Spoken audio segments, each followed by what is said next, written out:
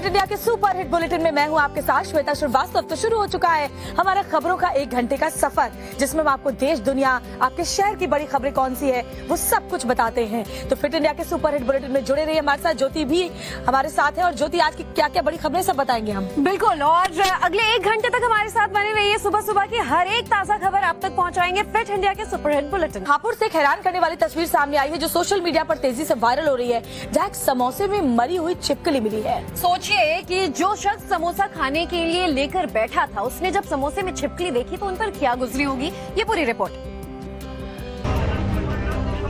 उत्तर प्रदेश के हापुड़ से एक हैरान करने वाला मामला सामने आया है। यहाँ समोसे के अंदर मरी हुई छिपकली मिलने से हड़कंप मच गया। मनोज नाम के शख्स का आरोप है कि जैसे ही उसने दुकान से समोसे खरीदकर खाए, उसकी और उसकी बेटी की तबीयत खराब होना शुरू हो गई। समोसे में छिपकली निकलने के बाद मनोज की हालत बिगड़ गई और उसे उल्टियां होने लगी। मामले ने तूल पकड़ा और स्वीट शॉप पर बवाल खड़ा हो गया। पुलिस और खाद्य विभाग की टीम भी मौके पर पहुंची और मामले की जानकारी हासिल की। खाद्य विभाग की टीम ने स्वीट शॉप से सैंपल लेकर मामले की जांच शुरू कर दी है। दरअसल न्यू आर्यनगर निवासी मनोज ने चंडी रोड स्थित पूजा स्वीट्स की दुकान से समोसे पैक कर आए थे। मनोज ने बताया कि जब वो समोसा खा रहा था तभी उसके आलुओं के साथ मरी हुई छिपकली को देखकर उसके होश उड़ गए। तुरंत मनोज ने इसकी शिकायत दुकानदार से की और खाद्य विभाग के अधिकारियों को भी मामले की जानकारी दी। गौरतलब है कि हाल कुछ दिन पहले मुल्लाजी बिरयानी वालों की चिकन बिरयानी में भी मरी छिपकली निकलने का मामला सामने आया था। और बढ़ते हैं अगली खबर की ओर। उत्तराखंड के उत्तरकाशी में अभी भी 40 मजदूर सुरंग में फंसे हुए हैं, जिन्हें बचाने के लिए सबसे बड़ा रेस्क्यू ऑपरेशन जारी है। और अमेरिका की ऑगर मशीन लगातार 40 मजदूरों को बाहर निकालने के लिए तेजी से काम कर रही है। वहां से अपडेट्स क्या है, देखिए आप। उत्तराखंड के उत्तरकाशी में टनल हादसे में पिछले 6 दिनों से फंसे 40 मजदूरों को सुरक्षित बाहर निकालने के लिए बड़े पैमाने पर रेस्क्यू ऑपरेशन चलाया जा रहा है। इतना ही नहीं, अब अमेरिका से मंगाई गई ऑगर मशीन को भी रेस्क्यू के काम में लगा दिया गया, जिसकी एक्सक्लूसिव तस्वीर भी सामने आई है। टनल में फंसे 40 मजदूरों को बाहर निकालने के लिए अमेरिकन ऑगर मशीन ने अपना काम शुरू कर दिया है। अमेरिकन ऑगर सिस्टम जो सुबह यहाँ पर पहुंचा था, तस्वीरें पीछे आपको हम यहाँ पर दिखाएंगे। ऑगर सिस्टम जिसको असेंबल किया गया, कुछ वक्त उसमें लगा, कुछ घंटों का समय लगता है और उसके बाद 11:30 बजे के करीब ऑगर सिस्टम ने यहाँ पर ड्रिल करना शुरू किया उस मलबे के अंदर जिसके पीछे मजदूर फंसे हुए हैं। ड्रिलिंग शुरू हुई है और अभी तक की अगर हम बात करते हैं तो करीब 10 मीटर तक ड्रिलिंग जो है वो यहाँ पर हो चुकी है। पाइप जो है वो उसके अंदर पुश किया गया है, वही पाइप जिसके जरिए अंदर फंसे हुए मजदूर जो हैं वो बाहर निकाले जाएंगे। वो घुटनों के बल चलते हुए उससे बाहर निकलेंगे। अभी फिलहाल देखिए चैलेंजेस बहुत सारे हैं, चुनौतियां बहुत ज्यादा यहाँ पर रेस्क्यू टीम्स के सामने रही और इसी के बाद में ये विकल्प चुना गया। स्थानीय लोग भी प्रार्थना कर रहे हैं कि सभी फंसे मजदूर सुरक्षित बाहर निकल आएं। मेरे साथ यहाँ बहुत सारे लोग हैं जो लगातार उनके लिए प्रार्थना कर रहे हैं। आइए इन्हीं से बात करते हैं। रमोला जी, सबसे पहले आपसे जानना चाहूंगा, अंदर जो लोग फंसे हैं ये किस लिए किया जा रहा है? अंदर उनकी मंगल कामना के लिए वो लोग सकुशल रहे अंदर। वो लोग मतलब उनको जो है सकुशल रहे अंदर। मतलब अच्छा पंडित जी, आप से प्रार्थना करता हाँ हूं जी, कि जो हमारे कुशल श्रमिक अंदर फंसे हुए हैं, भगवान उनको जो है बासुकी न किसी तौर इनका जो यंत्र है वो सब सफल हो जाए और ये श्रमिक जो है कुशलता से बाहर निकल जाएं। जिस तेजी से टनल में ऑगर मशीन अपना काम कर रही है, उससे उम्मीद जताई जा रही है कि जल्द ही टनल में फंसे मजदूर बाहर आ सकेंगे। और अब खबर हरियाणा के नूह से, जहां कुआं पूजन के दौरान महिलाओं पर पत्थरबाजी हुई और यहां पर भी 2 गुट एक दूसरे के आमने सामने आ गए। हालांकि वक्त रहते पुलिस ने कार्रवाई करते हुए इस पूरे हमले में पत्थरबाजी को कंट्रोल कर लिया, वरना देरी हुई होती तो बड़ा हादसा भी हो सकता। हरियाणा के नूह में एक बार फिर माहौल बिगाड़ने की साजिश सामने आई है। कुआं पूजन के कार्यक्रम में जा रही महिलाओं पर पत्थरबाजी के बाद 2 समुदाय आमने सामने आ गए। पूरा मामला नूह के नलहर महादेव मंदिर की तरफ जाने वाले रास्ते सिटी चौक पर घटा, जहां कुआं पूजन के कार्यक्रम में जा रही महिलाओं पर अचानक पत्थरबाजी हो गई, जिसमें करीब 6 से ज्यादा महिलाएं घायल हो गईं। इस घटना के बाद उस इलाके में दो समुदायों के लोग आमने सामने आ गए। मामले की गंभीरता को देखते हुए पुलिस प्रशासन भी मौके पर तुरंत पहुंच गया। हालात ज्यादा न बिगड़े, इसके लिए खुद पुलिस कप्तान नरेंद्र बिजारनिया भी मौके पर मौजूद रहे। इस बीच माहौल बिगाड़ने के लिए जमकर नारेबाजी भी हुई, लेकिन पुलिस ने दोनों पक्षों से बात कर और उन्हें समझा बुझाकर शांति बनाए रखने की न सिर्फ अपील की, बल्कि वक्त रहते हालात को काबू में भी कर लिया। इधर जम्मू कश्मीर में आतंकियों का सफाया लगातार जारी है। उरी में सेना ने 2 खूंखार आतंकियों को मार गिराया और कुलगाम में भी सेना के जवानों और आतंकियों के बीच एनकाउंटर चल रहा है। अपडेट्स क्या है, रिपोर्ट के जरिए जानिए आप। जम्मू कश्मीर के उरी में सुरक्षा बलों को बड़ी कामयाबी हाथ लगी है। यहां घुसपैठ की कोशिश करते 2 आतंकियों को सिक्योरिटी फोर्सेज ने ढेर कर दिया है। मारे गए आतंकी की पहचान बशीर मलिक और अहमद मलिक के रूप में हुई है। आतंकी बशीर पीओके में 30 साल से सक्रिय था और वहां टेरर लॉन्चिंग पैड के कमांडर रोल में था। मारे गए आतंकियों के पास से 2 AK-47 राइफल, पिस्टल और हैंड ग्रेनेड बरामद किए गए हैं। वहीं दक्षिण कश्मीर के कुलगाम में आतंकवादियों और सुरक्षा बलों के बीच मुठभेड़ जारी है। कुलगाम जिले के समनू गांव में 3 से 5 आतंकियों के घिरे होने की खबर है। पुलिस, सेना और CRPF की एक संयुक्त टीम इलाके में घेराबंदी कर सर्च ऑपरेशन चला रही है। जानकारी के मुताबिक सुरक्षा बलों ने आतंकियों को चारों तरफ से घेर लिया है और लगातार दोनों ओर से भीषण गोलीबारी हो रही है। और एक बड़ी खबर है आज, क्योंकि ज्योति आज मध्य प्रदेश में मतदान होना है, साथ ही छत्तीसगढ़ में भी दूसरे चरण के लिए मतदान है। श्वेता, मध्य प्रदेश की 230 सीटों पर आज एक साथ मतदान होगा, तो छत्तीसगढ़ की बची हुई 70 सीटों पर आज वोट डाले जाएंगे। इसमें मुख्यमंत्री शिवराज सिंह समेत दोनों ही राज्यों के कई दिग्गज नेताओं की किस्मत दांव पर लगी हुई है। बिल्कुल, और आज सुबह 7 बजे से जब मतदान शुरू हो गया है, उसके बाद शाम 6 बजे तक वोटिंग की प्रक्रिया चलेगी। और ये बड़ी खबर आपको बता रहे हैं, थोड़ी देर में सीएम शिवराज भी वोटिंग करने के लिए पहुंचेंगे। तो आज एक लोकतंत्र के महापर्व की अद्भुत तस्वीर मध्य प्रदेश और छत्तीसगढ़ से सामने आएगी। तो आज दिन भर मध्य प्रदेश में वोट डाला जाएगा, लोग अपने मताधिकार का इस्तेमाल करेंगे और अपनी नई सरकार चुनेंगे। क्या बीजेपी की सरकार सत्ता में दोहरा पाएगी खुद को या फिर कोई फेरबदल होगा? आज इसका फैसला जो है वो ईवीएम में कैद हो जाएगा। बिल्कुल, तो मध्य प्रदेश में आज मतदान होने हैं और मतदान केंद्रों पर खास इंतजाम किए गए हैं ताकि लोग बड़ी संख्या में आए, अपने मताधिकार का इस्तेमाल करें। वहीं छत्तीसगढ़ में भी दूसरे चरण के लिए आज वोटिंग होनी है। आपको बता दें, मध्य प्रदेश में बतौर मुख्यमंत्री शिवराज सिंह चौहान के आज किस्मत दांव पर लगी है, तो छत्तीसगढ़ में भूपेश बघेल की किस्मत दांव पर लगी है और दोनों ही अपने अपने पार्टी की तरफ से मुख्यमंत्री फेस डिक्लेयर किए गए हैं। ताबड़तोड़ रैली यहाँ पर गृह मंत्री अमित शाह से लेकर प्रधानमंत्री नरेंद्र मोदी ने बीजेपी के लिए की थी और ऐसे में देखिए आज जनता को फैसला लेना है।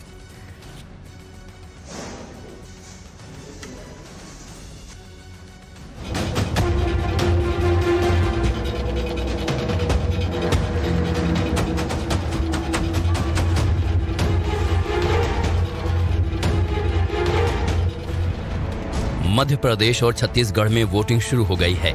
मध्य प्रदेश में 230 विधानसभा सीटों और छत्तीसगढ़ में दूसरे चरण में 70 विधानसभा सीटों के लिए वोट डाले जा रहे हैं। सबसे पहले बात मध्य प्रदेश चुनाव की, जहां 230 विधानसभा सीटों के लिए वोट डाले जा रहे हैं। सूबे के 5 करोड़ 60 लाख मतदाता 2533 उम्मीदवारों की सियासी किस्मत का फैसला करेंगे। 230 विधानसभा सीटों के चुनाव के लिए राज्य में 64,523 मतदान केंद्र बनाए गए हैं, जहां वोट डाले जा रहे हैं। मध्य प्रदेश में कई वीवीआईपी भी मैदान में हैं, जिनकी सियासी किस्मत आज ईवीएम में कैद होगी, जिसमें बुधनी सीट से सीएम शिवराज सिंह चौहान मैदान में हैं, तो वहीं छिंदवाड़ा से कांग्रेस नेता और पूर्व सीएम कमलनाथ खड़े हैं। इसके अलावा दिमनी से केंद्रीय मंत्री नरेंद्र तोमर, नरसिंहपुर से केंद्रीय मंत्री प्रहलाद पटेल, इंदौर 1 से कैलाश विजयवर्गीय और दतिया से एमपी के गृह मंत्री नरोत्तम मिश्रा मैदान में हैं। वहीं वोटिंग से एक दिन पहले कांग्रेस नेता और एमपी के पूर्व सीएम कमलनाथ ने सिमरिया में हनुमान मंदिर में पूजा अर्चना के साथ वहां मत्था टेका। बड़ी आवश्यकता है कि प्रदेश को सही पटरी पर लाए। मैंने हनुमान जी से आशीर्वाद मध्य प्रदेश के हर व्यक्ति के लिए मांगा। मध्य प्रदेश की जनता अपने मताधिकार का पूरा प्रयोग कर सके, इसके लिए बाबा बागेश्वर धाम के पीठाधीश्वर पंडित धीरेन्द्र शास्त्री ने भी अपील की है। आप सभी स्नेही जन राष्ट्र हित के लिए अपने परिवारजनों सहित इष्ट मित्रों सहित आप वोट डालने जरूर जावे। सारे काम छोड़ दो, सबसे पहले वोट दो। सनातन हित के लिए, राष्ट्र हित के लिए आप सभी बिल्कुल सपरिवार सहित घर से बाहर निकलकर मतदान जरूर करें। मध्य प्रदेश के साथ छत्तीसगढ़ में भी दूसरे चरण के लिए मतदान हो रहा है। दूसरे चरण में यहां 70 सीटों के लिए वोट डाले जा रहे हैं।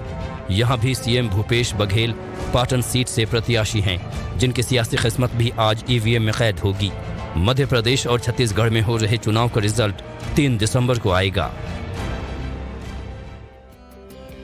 तो चुनाव से जुड़े हर एक अपडेट दिन भर टाइम्स ऑन ऑफ भारत पर आपको पहुंचाते रहेंगे, लेकिन फिलहाल चलिए रुक कर लेते हैं हमारे सहयोगी जो बुधनी से मकरंद काले और इंदौर से रविकांत राय हमारे साथ जुड़ चुके हैं, उनसे इस वक्त के अपडेट्स ले लेंगे। मकरंद, बुधनी वो जगह है जहां से साल दर साल शिवराज सिंह चौहान जीतते चले आए हैं और आज मुख्यमंत्री की किस्मत भी दांव पर लगी है। ऐसे में उनके क्षेत्र के लोग कितना एक्साइटेड हैं? सुबह का वक्त हो चुका है, क्या मताधिकार जो है वो अपना लोग बढ़ चढ़कर इस्तेमाल करते नजर आ रहे हैं? देखिए, हम जैत की तरफ ही जा रहे हैं जहां पर मुख्यमंत्री शिवराज सिंह चौहान कुछ ही देर में मताधिकार का प्रयोग करेंगे और इससे पहले वो मंदिर जाकर आशीर्वाद भी लेंगे। कल हमने देखा कमलनाथ ने हनुमान मंदिर जाकर आशीर्वाद लिया और कांग्रेस की सरकार बने इसकी दुआ भी की है। और मध्य प्रदेश में चूंकि 230 विधानसभा सीटों पर एक ही साथ चुनाव हो रहे हैं, तो जाहिर है कि जो सरकार बनेगी उसका फैसला आज पेटियों में बंद हो जाएगा, कहें ईवीएम में बंद हो जाएगा। और यहाँ पर मुख्यमंत्री शिवराज सिंह चौहान वोट डालेंगे, कमलनाथ छिंदवाड़ा में वोट डालेंगे। इसके अलावा नरेंद्र सिंह तोमर, कैलाश विजयवर्गीय, प्रहलाद सिंह पटेल, फग्गन सिंह कुलस्ते, राकेश सिंह सरीखे लोगों की किस्मत जो है वो आज दांव पर लगी हुई है। और इस चुनाव में बीजेपी ने 7 बड़े चेहरे, 7 या 8 में कहूंगा बड़े चेहरे, जो केंद्रीय नेतृत्व के चेहरे थे उनको उतारा है। और ये चुनाव पूरी गंभीरता के साथ बीजेपी जीतना चाहती है, इसीलिए बहुत ज्यादा गंभीरता से लोगों को उतारा गया है और इसको लेकर के बहुत बयानबाजी भी हुई। हालांकि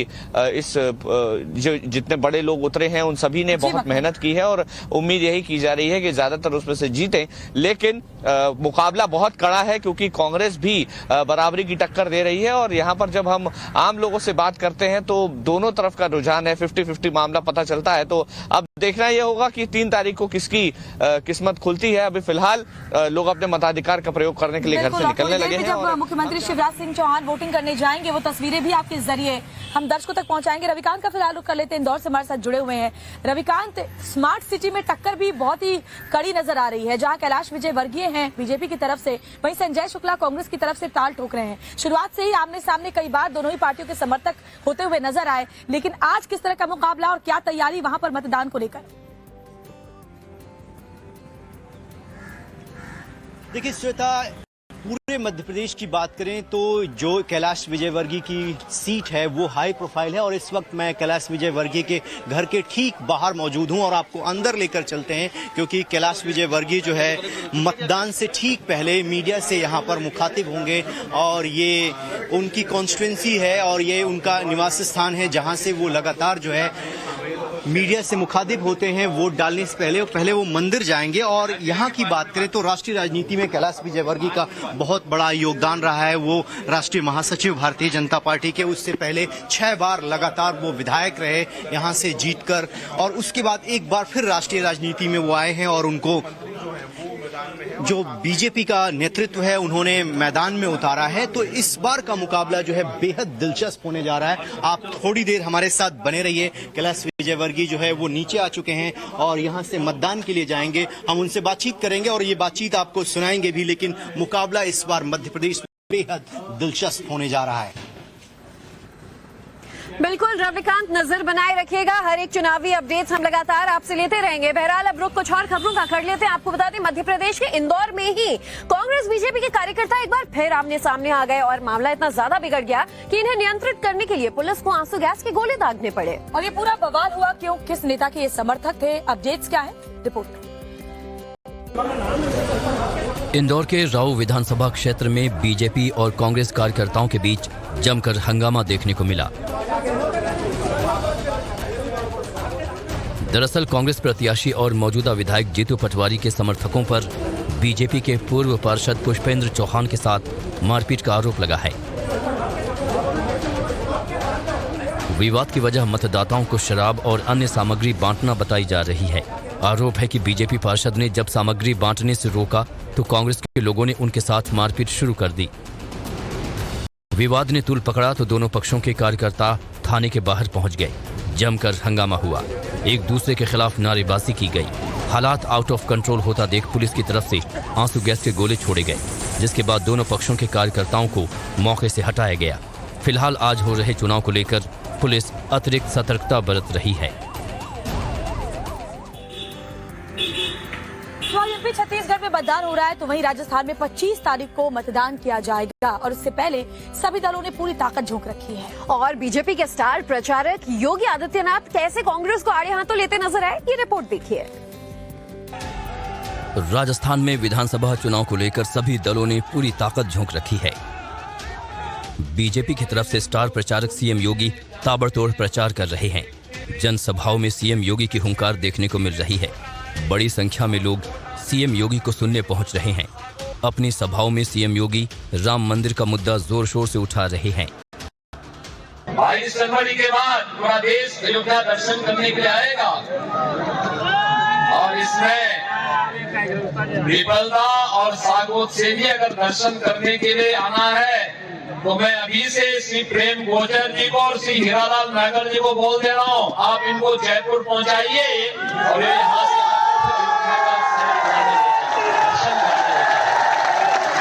सहमत हैं? सभी लोग सहमत हैं? तो फिर दोनों हाथ ला करके मेरे साथ बोलेंगे, दोनों हाथ ला कर जहां तक मेरी आवाज जा रही है दोनों हाथ ला करके बोलेंगे भारत माता की, भारत माता की। सीएम योगी हर जनसभा में कांग्रेस और कांग्रेस की नीतियों पर तीखा हमला बोल रहे हैं।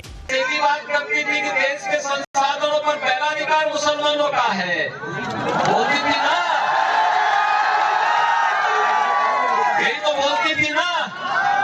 और भाइयों बहनों, मोदी जी ने कहा देश के संसाधनों पर पहला अधिकार गरीब का है, किसान का है, नौजवान का है, महिलाओं का है, दलित का है, वंचित का है, पिछड़े लोगों का है, समाज के हर तबके का है। और इसके लिए उन्होंने नारा दिया सबका साथ सबका विकास। भाइयों बहनों, सबका साथ और सबका विकास का नारा ही है राम राज्य की अवधारणा। सीएम योगी ने कहा कि आपदा के वक्त कांग्रेस के नेता अक्सर गायब रहते हैं। जब बाढ़, अतिवृष्टि, कोई आपदा आती है, कांग्रेस के नेता गायब हो जाते हैं, किसी का पता नहीं लगता। विफलता से लेकर के और दिल्ली तक सब नेताओं के याद है, कोई इटली जाता है और कोई बूंदी जाता है, कोई जयपुर में बैठा रहता है। राजस्थान में विधानसभा चुनाव के लिए 25 नवंबर को मतदान होगा और 3 दिसंबर को चुनावी नतीजे सामने आएंगे।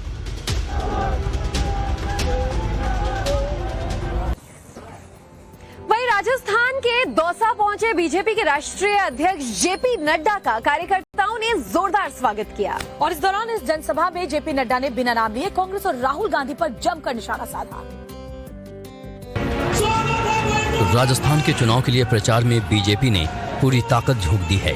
गुरुवार को जेपी नड्डा दौसा पहुंचे, जहां उनका कार्यकर्ताओं ने जोरदार स्वागत किया। मंच से हुंकार भरते हुए नड्डा ने कांग्रेस को आड़े हाथों लिया।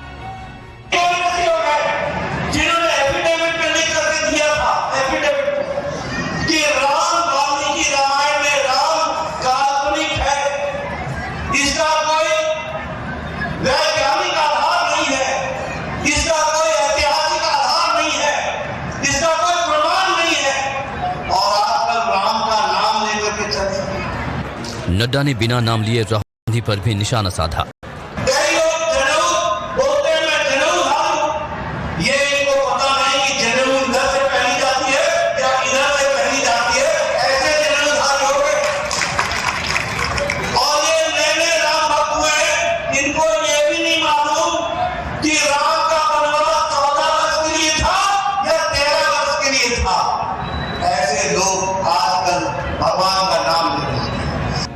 इस दौरान नड्डा ने महुआ विधानसभा क्षेत्र में बीजेपी प्रत्याशी राजेंद्र मीणा और सिकराई विधानसभा क्षेत्र से बीजेपी प्रत्याशी विक्रम बंसीवाल के समर्थन में चुनावी सभा की।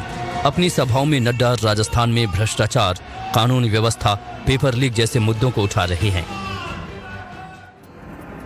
मथुरा में श्री कृष्ण जन्मभूमि और शाही ईदगाह मस्जिद विवाद मामले में कल इलाहाबाद हाईकोर्ट में सुनवाई। और हिंदू पक्ष ने ईदगाह मस्जिद पर सर्वे की मांग यहां पर अदालत से की है और ऐसे में कोर्ट ने इस पर फैसला अपना सुरक्षित रख लिया है। माना जा रहा है कि कोर्ट जल्दी इसे लेकर अपना फैसला सुना सकता है। श्री कृष्ण जन्मभूमि और शाही ईदगाह मस्जिद विवाद को लेकर गुरुवार को कोर्ट में सुनवाई हुई। ईदगाह परिसर में सर्वे की मांग वाली याचिका पर इलाहाबाद हाईकोर्ट ने फैसला सुरक्षित रख लिया है। सारे जो सूट्स हैं वो सारे सूट्स इस समय इलाहाबाद हाईकोर्ट में ट्रांसफ़र किए जा चुके हैं।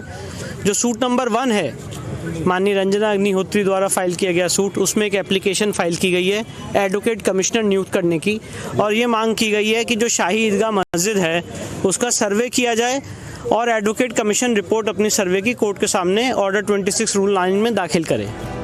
दरअसल श्री कृष्ण विराजमान की ओर से कोर्ट कमिश्नर नियुक्त कर विवादित परिसर का सर्वे कराए जाने की कोर्ट से मांग की गई थी, जिसमें सर्वे के लिए 3 मेंबर यानी कोर्ट कमिश्नर नियुक्त करने की मांग की गई थी।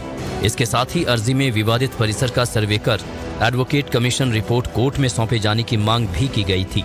ऑर्डर 26 रूल 9 के तहत अर्जी दाखिल की गई थी।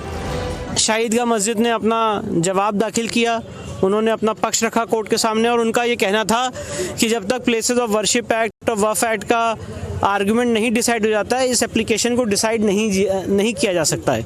इसके प्रति उत्तर में हमने यही जवाब दिया कि ज्ञान व्यापी के केस में भी पहले एडवोकेट कमीशन हुआ था और उसके बाद 7/11 डिसाइड हुई थी, और सुप्रीम कोर्ट के बहुत सारे जजमेंट्स का हवाला दिया जिसमें फिक्स्ड और सेटल्ड लॉ है कि 7/11 किसी भी स्टेज पर डिसाइड किया जा सकता है और कोई आदमी कोर्ट को बाउंड नहीं कर सकता है कि 7/11 पहले डिसाइड किया जाए। आपको बता दें कि मथुरा जिला कोर्ट से ट्रांसफर हुई सभी 16 याचिकाओं पर इलाहाबाद हाईकोर्ट सीधे तौर पर सुनवाई कर रहा है।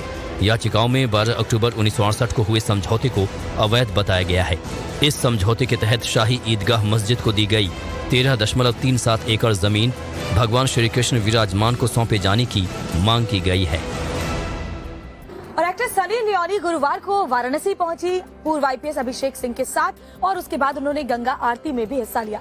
और सनी लियोनी और पूर्व आईपीएस अभिषेक सिंह दरअसल यहां पर अपने लॉन्च होने वाले नए एल्बम के रिलीज के लिए पहुंचे थे और उससे पहले उन्होंने यहां पर गंगा आरती की।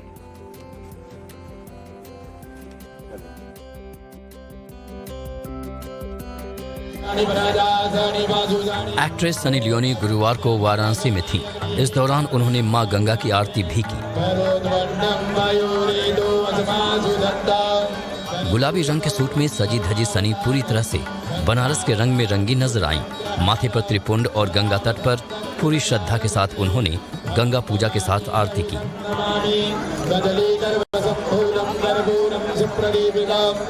सनी लियोनी के साथ पूर्व आईपीएस अभिषेक सिंह भी थे, जो इन दिनों एल्बम फिल्मों में हाथ आजमा रहे हैं। अभिषेक सिंह सनी लियोनी के साथ थर्ड पार्टी गाने का प्रमोशन करने वाराणसी पहुंचे थे। गंगा पूजा करने के बाद सनी लियोनी ने घाट पर बैठकर पूरी गंगा आरती देखी। इस दौरान वो इस आरती में मंत्रमुग्ध दिखी।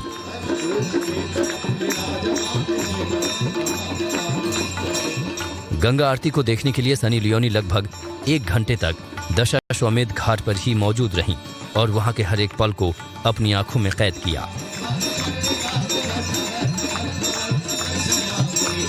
गंगा आरती से पहले सनी लियोनी ने बाबा विश्वनाथ के दर्शन पूजन भी किए, जहां सनी लियोनी को अपने बीच देख उनके प्रशंसक बेकाबू हो गए और स्थिति को संभालने के लिए पुलिस को कड़ी मशक्कत करनी पड़ी।